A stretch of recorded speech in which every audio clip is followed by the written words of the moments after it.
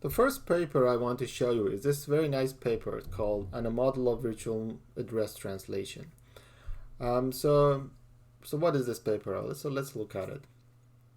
The abstract starts by talking about modern computers, that they are not completely random access machines, that they have a memory hierarchy. So this is what we've seen in the lectures earlier, that a modern computer has multiple levels of memory and they have different speeds. And therefore, if you have an algorithm that does not behave well with the memory hierarchy, then you could have a gap between its performance in practice and the way we analyze it in theory. Okay, but this paper also brings forward another different aspects of modern computers that have not been looked at before or seriously before. Okay, so they claim that the virtual address translation actually has a cost that is measurable and significant in some algorithms. Okay, so let's move forward. I'm gonna skip this part of the introduction. So what they claim is that there are some algorithms where we think of them as n log n, are actually n log squared algorithm with a smaller constant behind the log, right? So how do they justify this, and how do they tie this to this virtual address translation concept?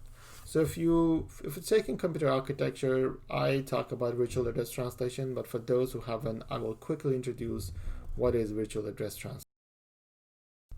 So if I go forward in the paper, so I'm going to get back to this part of these parts of the paper later. So let's go forward here. So this is virtual address translation.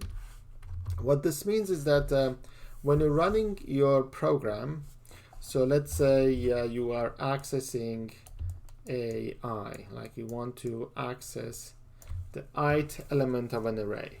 Okay.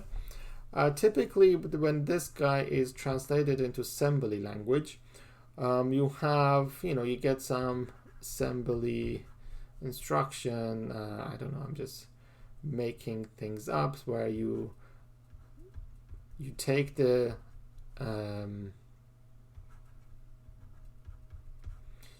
memory location and you move it into a register. Oops. Okay, so if you forgot your assembly, I'm going to explain what this means. Okay, so for example, this assembly instruction will look at this register RBX and we'll look at the memory location pointed to by this register and we'll put it there. So we think of this memory as this kind of consecutive blocks of a consecutive sequence of bytes.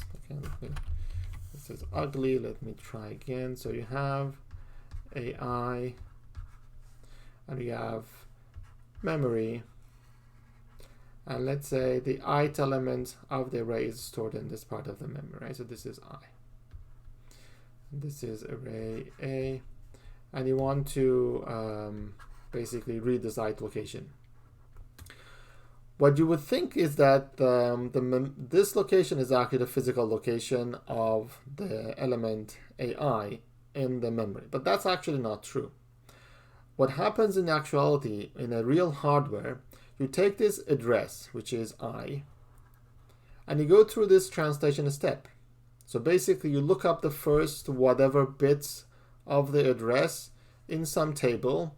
That table tells you what to substitute these bits. So these bits of the address will completely change, and then this forwards you to another table.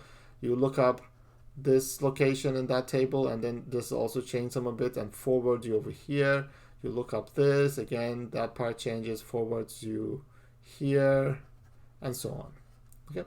In other words, to look up one memory location, you have to walk down a tree that specifies what you need to substitute these bits of the address. What the result of this is that instead of looking at the memory location I in the physical memory, so this is physical memory now, so let's say this is physical memory, you look at a completely different address. Let's call it T of I, the translated address. Okay, so instead of looking at location I, you're looking at the translated location of this item, and this requires multiple memory lookups in the hardware. So your hardware is actually doing this. And now what they claim is that this process actually has an impact on the performance of the algorithm. Let me go deeper what this means. If the cost of this translation was the same over all memory lookups, then what it would mean is that the memory lookup are slow, but they are slow for all algorithms. You would not see the difference from one algorithm to another algorithm.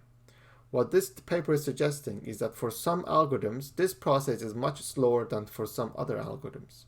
So therefore, this will create differences between algorithms that is not captured by theory. You will only see this in practice, but only if you run it on a machine that has such translation procedure.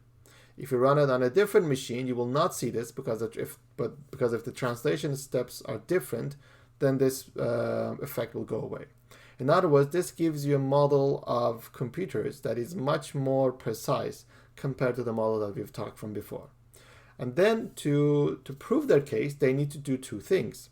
First, they need to analyze their model from a theoretical point of view. And second, they need to come up with experiments that show that what they've done is actually consistent with their theory. So they need to do both theory and practice, and they need to tie everything nicely together in a very convincing manner. So let's see if they can do that.